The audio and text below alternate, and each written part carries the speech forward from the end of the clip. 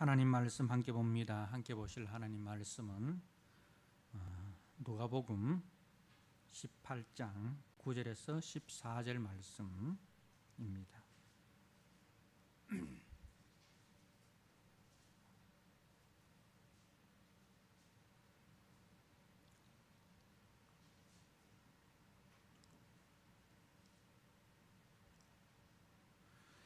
말씀을 봉독드립니다. 또 자기를 의롭다고 믿고 다른 사람을 멸시하는 자들에게 이 비유로 말씀하시되, 두 사람이 기도하러 성전에 올라가니 하나는 바리새인이요 하나는 세리라.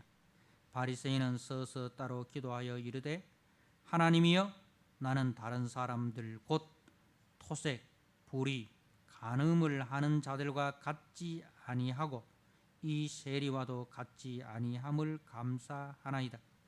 나는 일회에 2번씩 금식하고 또 소득의 11조를 드리나이다 하고, 세리는 멀리 서서 감히 눈을 들어 하늘을 쳐다보지도 못하고 다만 가슴을 치며 이르되, 하나님이여, 불쌍히 여기소서, 나는 죄인이로소이다 하였느니라. 내가 너희에게 이르노니 이에 저 바리새인이 아니고 이 사람이 의롭다 하심을 받고 그의 집으로 내려갔느니라. 무릇 자기를 높이는 자는 낮아지고 자기를 낮추는 자는 높아지리라 하시니라. 아멘. 이 시간 우리 할렐루야 찬양대가 영상으로 하나님 앞에 찬양을 드립니다. 우리 성도님들도 찬양 가운데 은혜를 받으시길 바랍니다.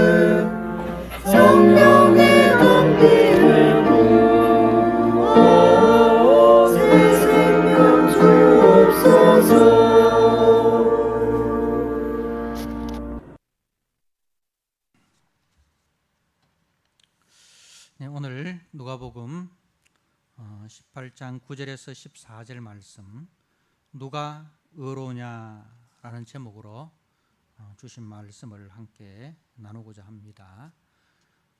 우리는 지난 시간에 항상 기도하고 낙심하지 말아야 할 것을 우리 주님께서 비유로 하신 말씀을 함께 나누었습니다. 성도는 이제 지연되고 있는 재림 속에서도 주님이 반드시 다시 오신다라는 이 약속의 말씀을 굳게 잡고 살아가는 사람들입니다. 우리가 세상 속에서는 과부와 같이 울타리가 없는 그런 약자이지만, 그러나 우리가 세상의 불의를 따르지 않고 믿음을 따라 살아가는 자입니다. 이러한 처지에 있는 우리 성도들을 향하여 주님은 항상 기도하고 낙심하지 말라고 당부를 하십니다. 우리 주님의 재림이 가까이 올수록 세상은 더 불의하고 더 부패하고 더 악해지고, 또 성도에 대한 핍박과 유혹은 더 강해집니다. 그러므로 참으로 믿음을 기대하기 어려운 그런 상황이라는 것이죠. 그래서 우리 주님께서 인자가 올 때에 세상에서 믿음을 보겠느냐, 그렇게 말씀을 하십니다. 자, 그럼에도 우리가 기억해야 될 것은 하나님은 의로운 재판장이시다. 하나님은 우리를 여전히 사랑하고 계시는 분이시다. 그리고 하나님은 약속하신 말씀을 반드시 성취하시는 분이시다. 하나님에 대한 바른 인식을 가지고, 그리고 그 믿음 위에 견고하게 서서 하나님의 은혜를 구하며 주님 다시 오실 때까지 살아갈 것을 우리에게 당부합니다. 자, 그리고 오늘 본문의 말씀은 9절 말씀에 또 자기를 의롭다고 믿고 다른 사람을 멸시하는 자들에게 이 비유로 말씀하시되라고 시작을 합니다. 그러니 이 말씀은 교회 안에서 주님 다시 오실 때까지 우리가 교회를 통해서 함께 신앙하는 이 신앙 공동체 속에서 자기를 의롭다고 믿고 다른 사람을 멸시하는 그런 자들이 있다는 것을 이제 말씀을 하는 것입니다. 교회 안에서 예배 가운데서 이제 이런 무리의 사람들이 있음을 말씀을 합니다. 예수님 당시에 바리새인과 같이 자기들을 의롭다고 믿고 그리고 다른 사람들에 대해서는 이제 멸시하고 또 비판하고 정죄하는, 그래서 그 공동체 속에서 갈등과 분열을 일으키는 그런 무리들이 이제 교회 공동체 속에 있다는 것입니다. 소위 잘 믿는다고 말하는 사람들, 소위 은혜 받았다, 열심히 있다라고 하는 사람들 속에서 이 병에 걸린 사람들이 많다는 것입니다. 이런 자들을 통해서 교회가 갈등과 분열을 겪게 됩니다. 그러므로 오늘 본문은 이제 기도자의 자세, 예배자의 자세에 대해서 말씀을 합니다. 자, 어떤 자세로 우리가 기도를 하고 어떤 자세로 우리가 예배를 드리고 어떤 자세로 우리가 신앙생활을 해야 되느냐. 14절 결론에 무릇 자기를 높이는 자는 낮아지고 자기를 낮추는 자는 높아지리라. 우리 주님께서 그렇게 말씀하셨습니다. 무릇 자기를 높이는 자라는 것은 누굽니까? 이제 하나님 앞에 자신을 세우지 않는 자들이죠. 교회에서, 기도에서, 신앙생활에서 하나님 앞에 자신을 세우지 않고 사람들 앞에 자신을 세우는 사람입니다. 사람들 앞에 자신을 세워서 사람들과 자기를 비교합니다. 그래서 나는 다른 사람보다 의롭다, 나는 다른 사람들보다 교회에 더 열심히 봉사한다, 나는 다른 사람들보다 교회에 더 열심히 헌신하고 헌금한다. 그래서 사람들과 비교해서 자기의 의의를 매기는 사람들이죠. 이런 사람들이 자기를 높이는 사람들이라는 거죠. 이런 사람들은 어떻게 된다고요? 주님 다시 오실 때에 낮아지게 된다. 주님 다시 오실 때에 주님께서 그런 사람들에 대해서 내가 너희를 도무지 알지 못하노라. 주여 주여, 우리가 주의 이름으로 이것도 하고 저것도 하고 병도 고치고 귀신도 쫓아내고 막 주님 앞에서 이것저것 한 것을 자랑하는데 주님은 저들에 대해서 나는 너희를 도무지 알지 못한다 라고 말씀을 하신다는 거죠. 자, 그런데 자기를 낮추는 자는, 자기를 낮추는 자, 이 사람은 하나님 앞에 자신을 세웁니다. 하나님 앞에서 자신을 세우는 사람입니다. 그 십자가 앞에 자신을 세우는 사람입니다. 그래서 십자가 앞에서 자신의 죄인됨을 발견하고 이 죄인된 나를 우리 하나님께서 불쌍히 여기셔서 하나님의 아들 독생자 예수 그리스도를 대속제물로 내어주셔서 그 예수님의 피가 나의 모든 허물과 죄악을 사하여 주시고 덮어주시고 가리워 주셔서 내가 이렇게 하나님 앞에 당당하게 설 수 있었구나. 그래서 그 하나님의 은혜, 우리 주 예수 그리스도의 그 십자가 앞에 자신을 세우니 겸손하게 되는 거죠. 자기를 낮추게 되는 거죠. 바울의 고백을 우리가 쭉 이렇게 시간적인 순서를 살펴보면 바울이 갈수록 자기에 대해서 고백하는 말이, 처음에는 내가 다른 사도들과 비교해서 조금 더 부족할 것이 없다. 예루살렘에 있는 사도들보다 내가 부족한 것이 없다. 그렇게 자기의 사도권을 주장을 하다가, 물론 거기에 대한 이유가 있죠. 사도권을 주장해야 되는 이유가 있죠. 그러나 나중에 갈수록 자신에 대해서 어떻게 이야기합니까? 나는 죄인 중에 괴수였다. 나는 죄인 중에 괴수였다. 나의 나된 것은 오직 주님의 은혜였습니다. 신앙의 깊이가 더해질수록 그 십자가는 높아지고 십자가에 달리신 예수는 높아지고 자신은 낮아지게 되는 거죠.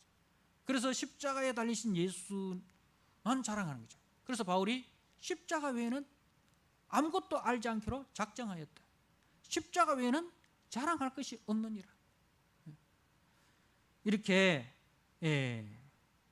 십자가 앞에서 자신을 낮추는 자는 주님 다시 오실 때에 착하고 충성된 종아, 네가 적은 일에 충성하였으니 내가 많은 것으로 네게 갚겠다. 주님으로부터 높임을 받게 된다는 것을 말씀을 하고 있습니다. 사랑하는 성도 여러분, 교회 공동체는 하나님 앞에 자신을 세우는 공동체입니다. 예수 그리스도의 십자가 앞에 자신을 세우는 공동체입니다. 세상 사람들처럼 다른 사람과 비교하지 않습니다.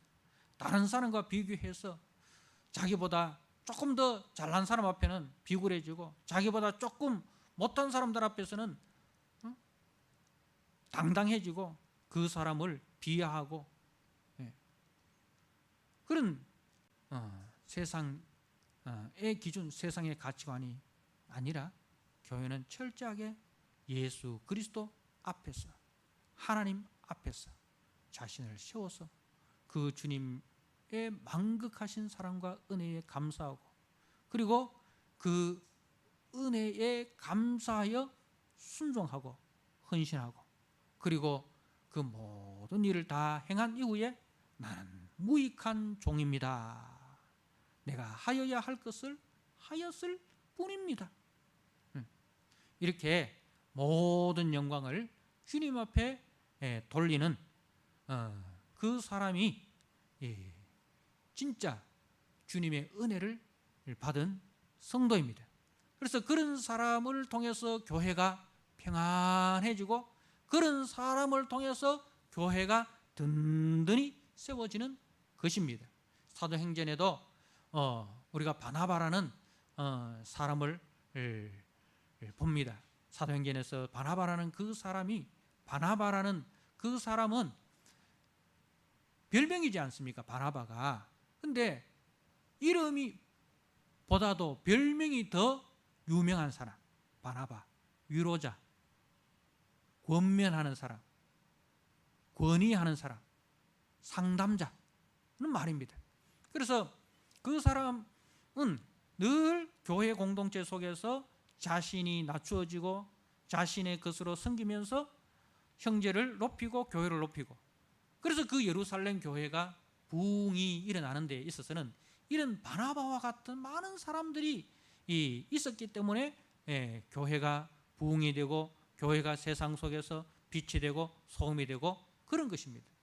여러분, 오늘날 우리 한국교회가 많은 분열과 갈등을 겪고 있습니다. 그 분열과 갈등을 겪고 있는 교회 현장에 들어가 보십시오.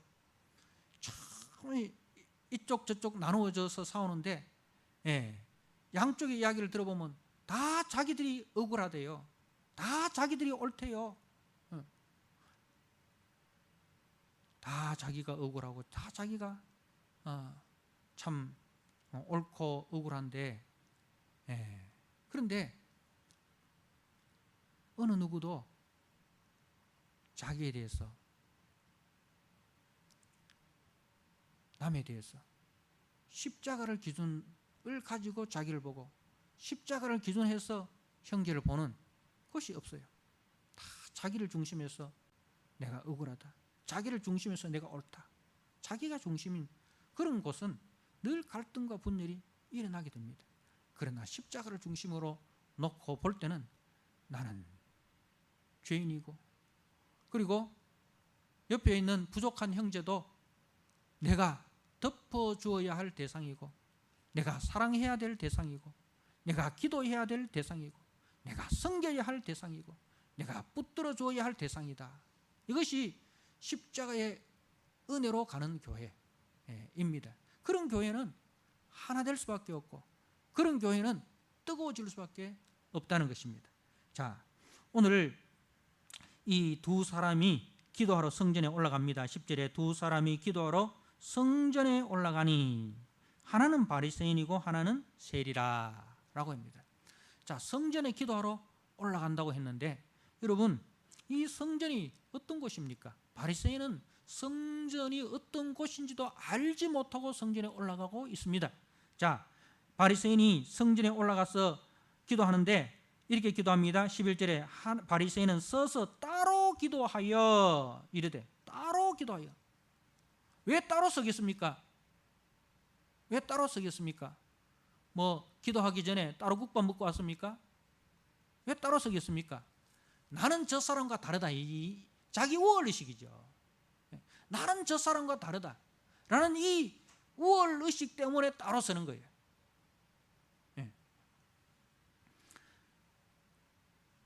그러면서 하는 말이 뭡니까?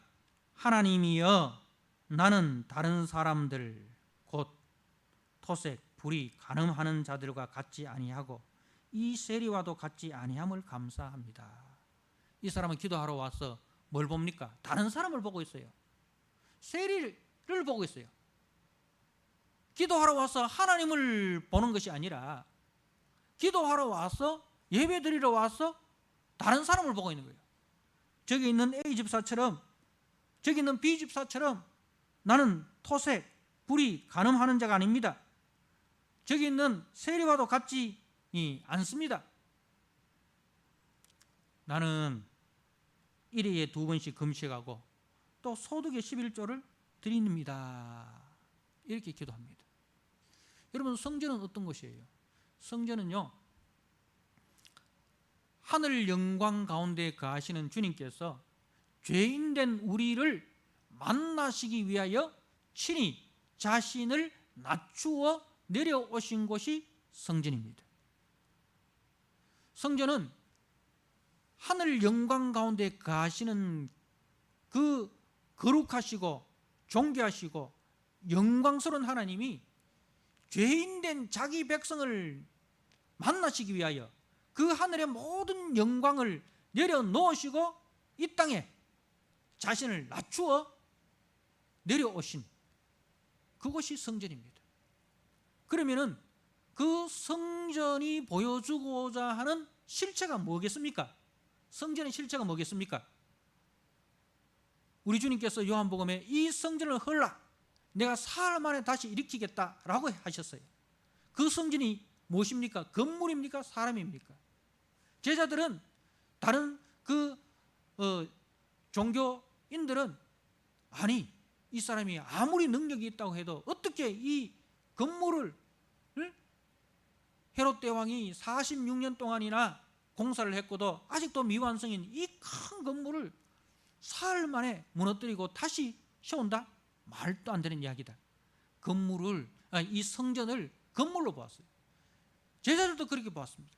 그런데 예수님께서 십자가에 죽으시고 3일 만에 다시 부활하신 이후에 제자들이 비로소 예수님께서 말씀하신 성전은 건물이 아니라 예수님의 몸이 참 성전이구나. 왜 그렇습니까? 하늘 영광을 내려놓으시고 죄인된 우리를 위하여 사람의 몸을 입고 이 땅에 오셔서 우리를 만나주신 참 성전이 예수님 아닙니까? 예수님이 참 성전이십니다. 그 예수님 앞에서 죄인된 우리가 우리의 무엇을 자랑하겠습니까? 우리가 잘났으면 예수님이 이 땅에 올 필요가 있습니까? 없습니까? 없습니다. 우리 힘으로 하나님의 은혜의 보좌 앞에 나아갈 수 있다라면 예수님이 이 땅에 오실 필요가 없어요. 그것이 불가능하기 때문에 예수님이 중보자로서 오신 것입니다. 여러분, 모세가 시내산에서 하나님으로부터 율법을 받았습니다. 십계명으로 대표되는 율법을 받았습니다. 여러분, 모세가 시내산에서 율법만 받았습니까? 출애굽기의 말씀을 보십시오. 모세가 율법을 받고 그 이후에 하나님께서 무엇을 주셨느냐 하면은 성막 제도를 주셨습니다. 성막 제도를 주셨습니다. 그리고 그 성막에서 이루어질 제사 제도에 대해서 말씀해 주셨습니다.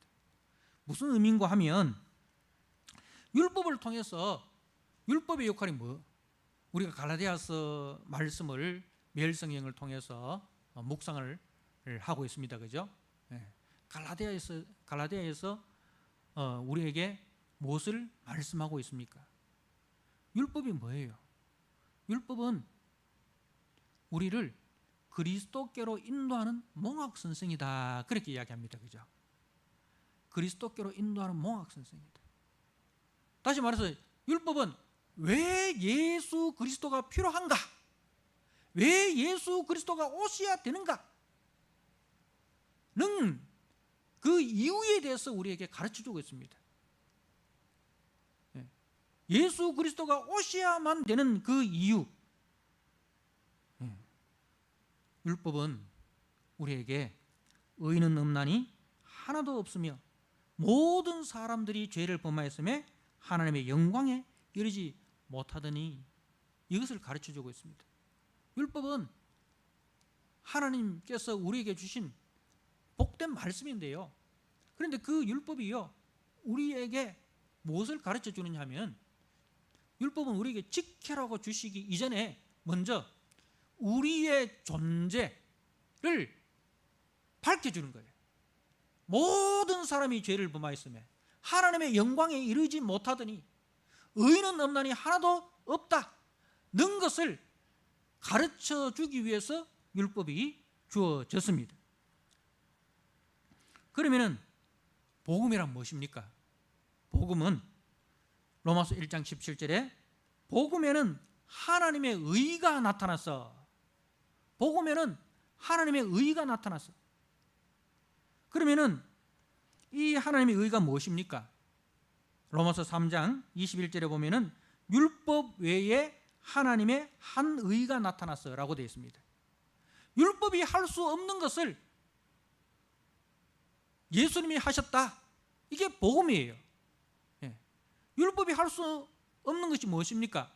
율법은 우리가 죄인됨을 밝히기는 밝혔는데 우리를 의롭다고 할 수 있는 능력이 율법에는 없어요. 그런데 우리를 의롭다 해서 하나님의 은혜의 보좌 앞으로 하나님의 그 생명나무로 인도할 수 있는 길이 막혔다는 것만 율법이 우리에게 가르쳐 줍니다. 자, 그래서 그 율법이 우리를 누구에게로 인도합니까? 그리스도께로 인도합니다. 왜? 그리스도만이 우리의 죄 문제를 해결하고, 그래서 하나님과 우리를 만나게 하셔서 우리가 하나님을 아버지라 부르고 하나님은 우리를 자녀라 부르시고, 그래서 아버지와 자녀가 함께 만나는 그 중보자, 길이요 진리요 생명이신 그 중보자 대신 예수 그리스도가 오셨다. 그것이 이 복음입니다. 그래서 로마서 3장 24절에 그리스도 예수 안에 있는 구속으로 말미암아, 그리스도 예수 안에 있는 구속으로 말미암아 우리가 죄 사함을 받고 하나님의 자녀가 되었다는 것입니다. 여러분, 이것이 성전의 의미입니다. 성전은 참 성전 대신 예수 그리스도의 모형이고 그림자입니다. 그래서 우리가 예수 그리스도 안에서, 예수 그리스도의 십자가 안에서 하나님의 자녀가 되고, 예수 그리스도 십자가 안에서 우리가 하나님의 은혜의 보좌 앞으로 담대히 나아가서 하나님을 아바 아버지라 부르고 하나님과 우리가 만남과 교제가 이루어지게 되는 것입니다. 그런데 바리새인은 성전에 올라가면서 그 성전의 의미를 모르고 있는 거예요. 율법을 지키면서 율법의 의미를 모르고 있는 것입니다. 율법은 왜 주어졌다고요? 우리가 죄인됨을 드러내는 것이 율법인데, 그런데 이 바리새인은 영적 장님이 되어서 자기가 율법을 지켜서 의롭다고 착각을 하고 있는 거예요. 여러분, 율법은 우리를 죄인됨을 밝히기 위해서 주어졌는데 이 바리새인은 영적 장님이 되어가지고 자기가 율법을 지켜서 지금 의롭게 되었다고 착각을 하고 있는 것입니다. 그러니 이 사람에게는 누가 필요 없습니까? 그리스도가 필요가 없는 거예요. 그렇기 때문에 이 사람의 기도에는 전혀 죄의식이 없습니다. 죄인인 줄 또 알지 못하고 자기가 의인인 양 자신의 행위를 자랑하고 있습니다. 따로 서서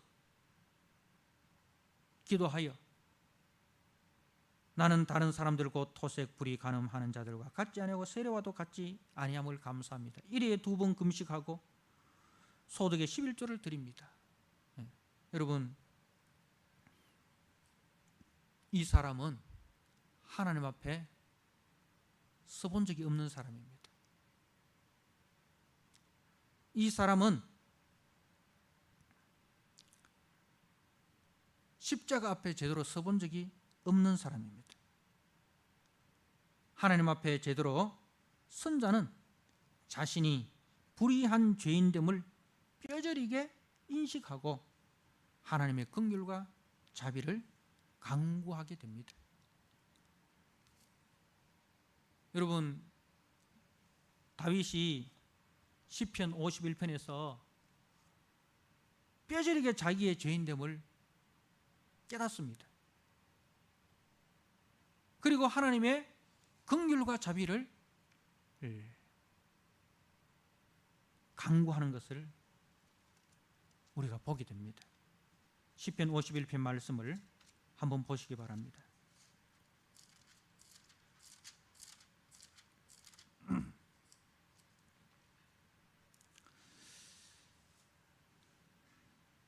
시편 51편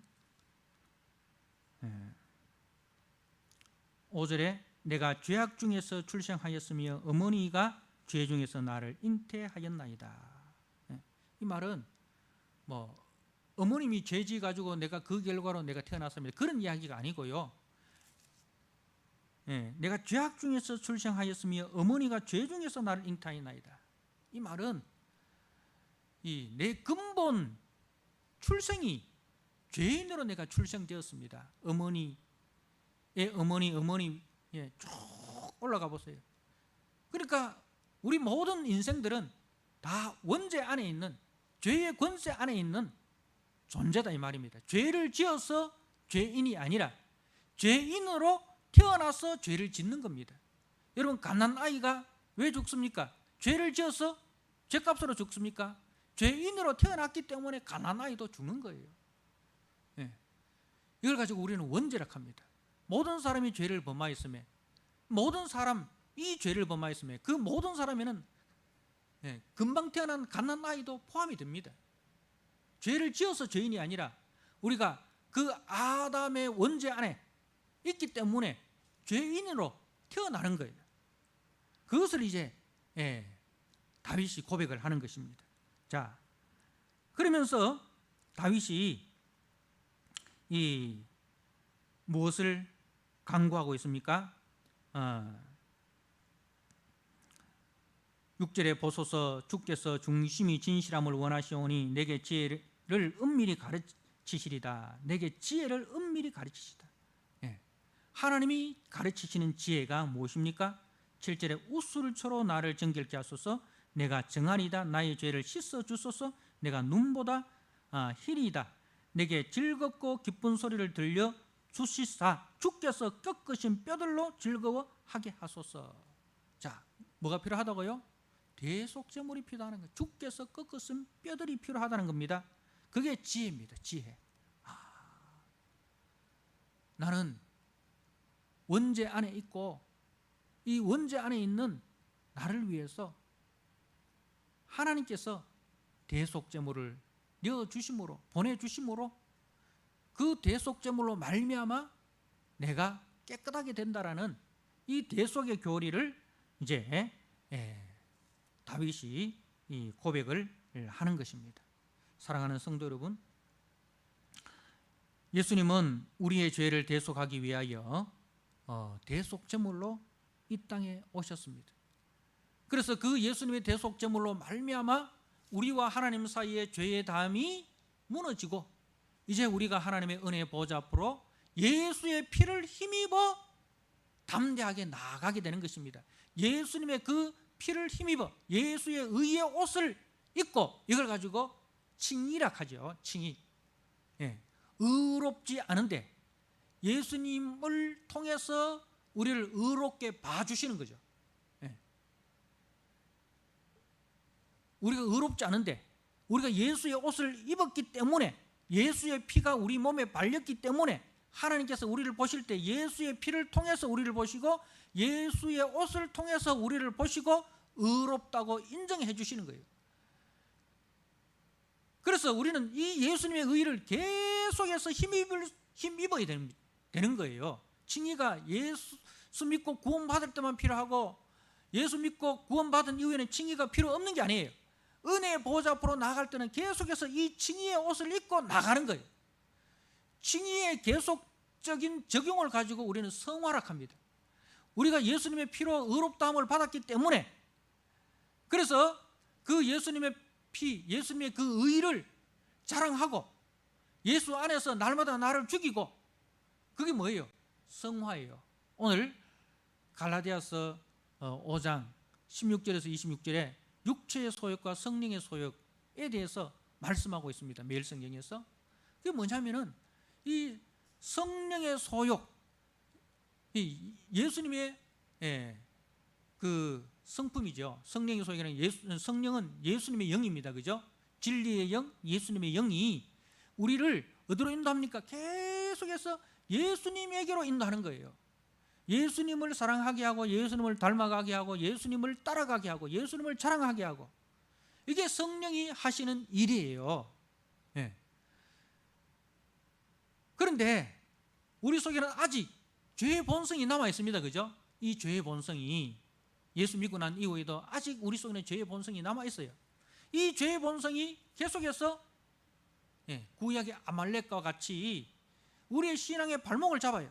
이 죄의 본성이 좀 더 자자, 좀 더 졸자, 좀 더 눕자 하면서 우리의 신앙의 발목을 잡는 거예요. 이만하면 됐다. 교회에서 내 정도 하는 사람 어디 있냐? 하면서 계속해서 십자가를 바라보지 않고 다른 사람을 바라보게 해서 영적 게으름과 영적 나태에 빠지도록 그렇게 신앙의 발목을 잡고 있습니다.